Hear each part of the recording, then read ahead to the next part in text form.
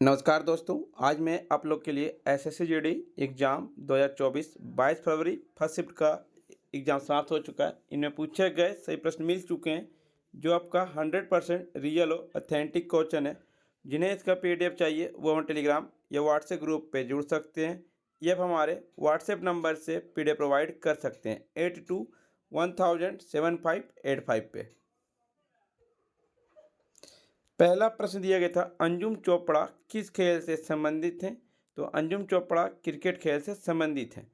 अंजुम चोपड़ा एक पूर्व भारतीय क्रिकेटर और कमेंटेटर है जिन्होंने 1995 से 2011 तक भारतीय महिला क्रिकेट टीम के लिए खेला है। साइना नेहवाल एक बैडमिंटन खिलाड़ी है जिन्होंने 2012 में ओलंपिक कांस्य पदक जीती है। सानिया मिर्जा युगल में पूर्व विश्व नंबर 1 और उन्हें अपनी करियर में 6 ग्रैंड स्लैम खिताब जीती है। मिताली राज भारतीय महिला क्रिकेट टीम के कप्तान थे। उन सर्वकालिक महान महिला क्रिकेटर के नाम से जाना जाता है। राधा श्रीधर किस शास्त्रीय नृत्य से जुड़े हुए हैं? तो राधा श्रीधर भरतनाट्यम में उनके योगदान के लिए वर्ष 2018 में संगीत नाटक अकेडमी पुरस्कार मिला है। भरतनाट्यम को दासी अट्टम के नाम से भी जाना जाता है। भरतनाट्यम से संबंधित हैं टी बालासती, शांताराव, मृणालिनी साराभाई, यामिनी कृष्णमूर्ति, कमला, विजंतीमाला, सोनल मान सिंह, संयुक्ता पाणिग्राही एवं रुक्मणी देवी। कथक से संबंधित हैं सितारा देवी, बिरजू महाराज, गोपी कृष्णन, बिंदादीन महाराज, कलकादीन, उमा शर्मा। कथक कली से संबंधित है गुरु कृष्ण कुट्टी, कनक रेलवे और राघवन। मोहिनी अट्टम संबंधित है सुनंदा नायर, जयाप्रभा मेनन, पल्लवी कृष्णन, गोपिका वर्मा, विजय लक्ष्मी और राधा दत्ता। मणिपुर से संबंधित है गुरु विपिन सिन्हा, झावरी बाने और टी नादियासी। उड़ीसी नृत्य से संबंधित है आधा कक्तिकर, अदिति बंदोपाध्याय, अनिता बाबू, अर्पित वेंकटेशय्यर और अरुण महंती। कुचिपुड़ी से संबंधित है भावना रेड्डी, कौशल रेड्डी, राजा और राधा रेड्डी और यामिनी रेड्डी।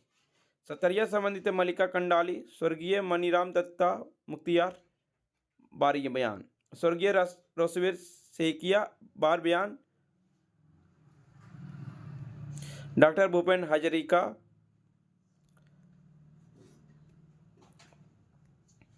अंडर 17 विश्व कप 2023 में कहाँ हुआ? इंडोनेशिया में हुआ था।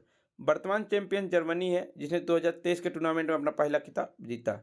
इंडोनेशिया पहली बार किसी फीफा टूर्नामेंट की मेजबानी करेगा और यह पहली बार होगा कि फीफा अंडर 17 विश्व कप की मेजबानी दक्षिण पूर्व एशिया में की जाएगी। रतन टाटा का उद्योग रत्न किस राज्य द्वारा मिला? महाराष्ट्र सरकार ने टाटा ग्रुप के मानद चेयरमैन रतन टाटा को राज्य के पहले उद्योग रत्न पुरस्कार से सम्मानित किया। 19 अगस्त को Maharashtra CM Eknath Shinde, deputy CM Ajit Pawar और देवेंद्र फडणवीस ने रतन टाटा के आवास पर पहुंचकर उन्हें यह अवार्ड दिया था। 2011 के जनगणना के अनुसार सबसे कम लिंगानुपात किस राज्य का है? ऑप्शन में था तमिलनाडु, मध्य प्रदेश, आंध्र प्रदेश, राजस्थान। जिसका राइट आंसर राजस्थान हो जाएगा। सर्वाधिक लिंगानुपात आपका केरल का है। सबसे कम लिंगानुपात हरियाणा का है। भारत का लिंगानुपात 1000 पुरुषों पर 943 महिलाएं हैं। पंडित रविशंकर किससे संबंधित है? पंडित रविशंकर सितारवादी से संबंधित है। पंडित रविशंकर इस एल्बम के लिए 1967 में ग्रैमी पुरस्कार जीते हैं। 1999 में पंडित रविशंकर को भारत रत्न से भी सम्मानित किया गया था। पंडित रविशंकर को 3 सर्वोच्च भारतीय नागरिक पुरस्कार से भी सम्मानित किया गया। सारे जहां से अच्छा गाने को रविशंकर धुन पर सेट किया गया था। स्रोत से संबंधित है अमजद अली खान, आशीष खान, राजीव तारानाथ। संतूर से संबंधित है शिव कुमार शर्मा, राहुल शर्मा, भजन सुपारी। सारंगी से संबंधित है सुल्तान खान, राम नारायण, सबरी खान। साइमन कमीशन भारत कब आया? 1928 में। ब्रिटिश सरकार ने वर्ष 1927 में भारत सरकार अधिनियम 1919 की समीक्षा के लिए साइमन कमीशन की नियुक्ति की गई। तो साइमन कमीशन भारत आया 1928 में। इसका गठन संवैधानिक सुधार का अध्ययन करने और भारत में सरकार का सिफारिश करने के लिए किया गया था। साइमन कमीशन बिना किसी भारतीय सदस्य की एक श्वेत आयोग था। आयोग में 7 अंग्रेज शामिल थे और सर जॉन साइमन इसके अध्यक्ष थे। इसका साइमन कमीशन का गठन 26 नवंबर 1927 को हुआ था। 3 फरवरी 1928 को साइमन कमीशन भारत आया और कांग्रेस के मद्रास अधिवेशन में साइमन कमीशन के बहिष्कार का प्रस्ताव पारित किया गया था। साइमन कमीशन 27 मई 1930 को अपनी रिपोर्ट प्रस्तुत की थी। कूका आंदोलन किस वर्ष हुआ? कूका आंदोलन एक पंजाब की धार्मिक राजनीतिक आंदोलन था जो 1871 और 72 में हुआ था। 1872 में अंग्रेजों ने तोप से 65 कूकों को मार डाला। सतगुरु राम सिंह को पकड़ लिया और उन्हें रंगून ले गए। एक पूछा गया था फुटबॉल में कितने खिलाड़ी होते हैं? तो फुटबॉल में 11 खिलाड़ी होते हैं। क्रिकेट में 11 खिलाड़ी, कर्लिंग में 4, फुटबॉल में 11, फुटसॉल में 5, हॉकी में 11, हॉकी 5 एस में 5, आइस हॉकी में 6, बास्केटबॉल में 5, बेसबॉल में 9, रग्बी फुटबॉल में 15, पोलो में 4, वाटर पोलो में 7, वॉलीबॉल में 6, beach volleyball 2, kabaddi 7, लॉक्रोस 10, handball 7, kho kho 9, SIP टकराव 3। रुक्मणी देवी अरुणडले किस नृत्य से संबंधित है? तो भारतनाट्यम से संबंधित है। भारतनाट्यम लगभग 2000 साल पुराना नृत्य है और भारत में सबसे पुराना जीवित शास्त्रीय नृत्य भी है। रुक्मणी देवी अरुणडले को 1956 में पद्म भूषण और 1967 में संगीत नाट्य अकेडमी फेलोशिप से सम्मानित किया गया था।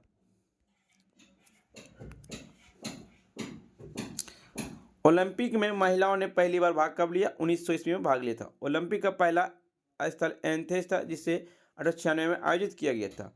तब से हर 4 सालों में खेल आयोजित किया था। बेरन पिरडी कोर्बटिन के सुझाव पर 1913 में ओलंपिक में ध्वज बनाया गया था। 1928 में मास्टर खेलों में एक ओलंपिक लोगो को औपचारिक रूप से जलाया गया और स्टेडियम के प्रवेश द्वार पर एक विशाल मशाल में जलाया गया। मिसाल जलाना शुरू हुआ था 1928 के ओलंपिक से। ओलंपिक का आदर्श वाक्य सीटियस, अल्टीसस और फोर्टियस, तेज, उच्च, मजबूत है। 1900 में पहली बार महिलाओं ने भाग लिया पेरिस में। भारत ने ओलंपिक में पहली बार भाग लिया 1900 में पेरिस में। देश के प्रतिनिधि एक एंग्लो इंडियन नॉर्मन पिरचेट द्वारा किया गया था जो उस समय पेरिस में छुट्टियां मना रहे थे। ओलंपिक में भारत ने सबसे ज़्यादा 8 बार हॉकी खिताब अपने नाम किया है। हड़प्पा स्थल किस नदी किनारे स्थित? रावी नदी के तट पर स्थित है। सिंधु सभ्यता की खोज सबसे पहले 1921 में पाकिस्तान ने पश्चिम पंजाब प्रांत में स्थित हड़प्पा के आधुनिक स्थल को खोजी गई थी। द्वितीय गोलमेज सम्मेलन के समय ब्रिटेन के प्रधानमंत्री कौन थे? James Ramsay MacDonald. तीनों गोलमेज के सम्मेलन के समय राष्ट्र प्रधानमंत्री यही थे। गोलमेज सम्मेलन का पहला सम्मेलन 1930 में हुआ, दूसरा सम्मेलन 1931 में, तीसरा सम्मेलन 17 नवंबर 1932 और 24 दिसंबर 1932 के बीच हुआ था। 1930-32 के 3 गोलमेज सम्मेलन भारत संवैधानिक सुधार पर चर्चा करने के लिए ब्रिटिश सरकार और भारतीय राजनीतिक हस्तियों द्वारा आयोजित शांति सम्मेलन की एक श्रृंखला थी। तीनों गोलमेज सम्मेलन में भाग लिए डॉक्टर भीमराव अंबेडकर, तेज बहादुर सप्रू, M.R. जयकार, N.M. जोशी, C.N. मुदलियार। दूसरा गोलमेज सम्मेलन में भाग लेते भारतीय राष्ट्रीय कांग्रेस ने गांधी जी को अपना एकमात्र प्रतिनिधि नामित किया था।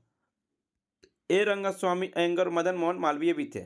अब भारतीय महिला की प्रतिनिधि सरोजिनी नायडू, बेगम जहां आरा शाहनवाज और राधा बाई सुब्रमण्यम थी। भारत सरकार के प्रतिनिधि C.P. रामास्वामी अय्यर, नरेंद्र नाथ लो और M. रामचंद्र राव ने किया था।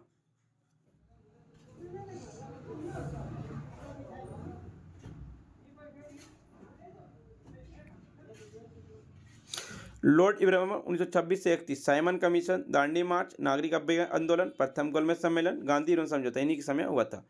लॉर्ड विलिंगडन 1931-36, दूसरा गोलमेज सम्मेलन, पुणे समझौता, भारत सरकार अधिनियम 1935। लॉर्ड नीलको 1936 से 44, अगस्त प्रस्ताव, क्रिप्सन मिशन। लॉर्ड रीडिंग 1921 से 25, चोरा चोरी घटना, केरल में मोपलो विद्रोह। टीपू सुल्तान किस वर्ष राजगद्दी पर बैठा था? 1782 ईस्वी में टीपू सुल्तान राजगद्दी पर बैठा था। टीपू के पिता हैदर अली, जिन्होंने मैसूर राज्य में एक सैन्य अधिकारी के रूप में कार्य किया और 1761 तक मैसूर में सबसे शक्तिशाली व्यक्ति बन गए। दूसरा अंगल मैसूर युद्ध 1783 से लेकर 1784 की शुरुआत दौर तक चलता रहा। अंत अंग्रेज ने हार स्वीकार कर ली और मार्च 1784 में मंगलौर की संधि पर हस्ताक्षर कर दिए थे। अंगल मैसूर युद्ध अंग्रेज और मैसूर के शासक के बीच भारत में 4 सैन्य संघर्ष की एक श्रृंखला थी। प्रथम अंगल मैसूर युद्ध 1768-69 मद्रास की संधि। द्वितीय अंगल मैसूर युद्ध 1780 से 84 मैंगलोर की संधि। तृतीय अंगल मैसूर युद्ध 1790 से 92 श्रीरंगपट्टम की संधि 1792। चतुर्थ अंगल मैसूर युद्ध 1799। इस युद्ध में टीपू सुल्तान की मृत्यु हो गई, उसका सारा खजाना अंग्रेजों ने जब्त कर लिया था। केंद्र शासित प्रदेश में उपराज्यपाल की नियुक्ति कौन करता है? तो केंद्र शासित प्रदेश में उपराज्यपाल की नियुक्ति राष्ट्रपति करते हैं। राष्ट्रपति को केंद्रीय मंत्रिमंडल की सलाह पर कार्य करना होता है। बाबर कितने उम्र के बाद फरगना की गद्दी पर बैठा? 12 वर्ष के बाद। या अकबर पूछा तो अकबर 14 वर्ष की अवस्था में राजगद्दी पर बैठा था। 12 वर्ष की आयु में बाबर को विद्रोह का सामना करना पड़ा, क्योंकि वह अक्सिकेंट में फरगना के सिंहासन पर सफल हुआ। 2 वर्ष उन्होंने समरकंद को ले लिया। केवल फरगना को खोने के लिए कुछ समय बाद फरगना को फिर से जीतने का अपने प्रयासों में उन्हें समरकंद को नियंत्रण खो दिया। आर्य समाज का स्थापना कहाँ हुई था? 1875 ईस्वी में मुंबई में हुआ था। स्थापना किए थे दयानंद सरस्वती ने। इसका मुख्य उद्देश्य था आर्य समाज मूर्तियों, छवि, पशु बलि, श्रद्धा पूर्वजों की ओर अनुष्ठान, पूजा के आधार पर, जन्म के आधार पर, जाति के आधार पर योग्यता, अस्पृश्यता, बल विवाह, तीर्थयात्रा, पुजारी शिल्प और मंदिरों की प्रसाद पूजा का विरोध करना। आर्य समाज की पहली बैठक 10 अप्रैल 1875 को बॉम्बे में हुई थी। दयानंद सरस्वती का मूल नाम था मूल शंकर। ब्रजन दंडिता ध्यानचंद सरस्वती के गुरु थे। उनके द्वारा 1875 में सत्यार्थ प्रकाश की रचना की गई थी। ब्राह्मो समाज राजा राम मोहन राय 1828 में। आत्मीय समाज राजा राम मोहन राय 1815 में। युवा बंगाल आंदोलन हेनरी बियन रेजियो ने। आर्य समाज दयानंद सरस्वती 1875 में। प्रार्थना समाज आत्माराम पांडुरंग 1868 में। रामकृष्ण मिशन स्वामी विवेकानंद 1897 में। Theosophical society madam H.P. ब्लास्की 1875 ईस्वी में स्थापना किया गया। फ्रेंड्स, आपको वीडियो पसंद आ रही तो लाइक, शेयर, सब्सक्राइब जरूर करें। दूसरी बार सिक्का उन्मूलन किस वर्ष हुआ? 1966 में। 1949 में पहली बार भारतीय रुपये का उन्मूलन हुआ। 1991 में उन्मूलन प्रक्रिया 1 जुलाई और 3 जुलाई के 2 चरणों में की गई थी। वर्ष 1991 के अवसर भारत में आर्थिक सुधार का वर्ष में रूप से अद्वितीय किया गया। भारतीय रिजर्व बैंक भारत में करेंसी नोट जारी करता है। 1935 में RBI की स्थापना के साथ भारतीय रुपये एक स्वतंत्र मुद्रा बन गया। भारतीय रिजर्व बैंक 1 रुपये से ऊपर के सभी करेंसी नोट जारी करता है। 1 रुपये आपका वित्त सचिव जारी करता है। राज्यपाल एक राज्य से अधिक भी हो सकता है। किस संविधान संशोधन के द्वारा किया गया?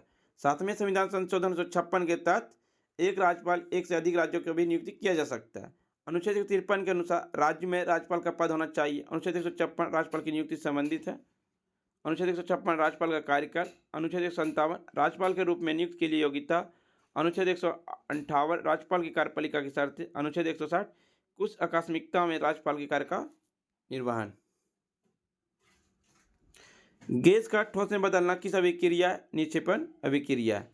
झंडा का अपमान किस मौलिक कर्तव्य का उल्लंघन है? भारतीय संविधान के अनुच्छेद 51(a) के अनुसार राष्ट्रगान और राष्ट्रीय ध्वज का सम्मान करना भारत के प्रत्येक नागरिक का मौलिक कर्तव्य। यह अनुच्छेद 51(a) में है। इसे 42वां संविधान संशोधन 1976 में स्वर्ण सिंह समिति की सिफारिश पर जोड़ा गया है। यह भाग 4(a) में है। फ्रेंड्स, आपको वीडियो पसंद आई तो लाइक, शेयर, सब्सक्राइब जरूर करें। और मैं मिलता हूँ आपको नेक्स्ट वीडियो में। तब तक के लिए धन्यवाद।